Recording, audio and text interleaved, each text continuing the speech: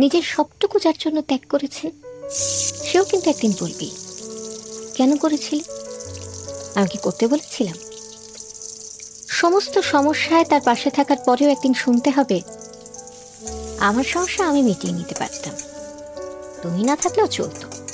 তার সমস্ত হারিয়ে যাওয়া সম্পর্ককে চেষ্টা করে তার কাছে ফিরিয়ে দেওয়ার পরেও আচমকা সে বলবে আপনিই নাকি তাকে একা করে দিতে চান। একটা দিন নিজের মতো চাইলেও ব্যস্ততার অজুহাত এসে দাঁড়াবে প্রাচীরের মতো। আসলে অনুভূতিগুলো মরে গেলে রয়ে যায় শুধু যুক্তি আর তর্কের পাহাড়। তখন কথার পিঠে কথা বসে, কে ভুল কে ঠিক তার লড়াই চলে, কারণ সে বিশেষ অনুভূতিগুলো তখন মৃত।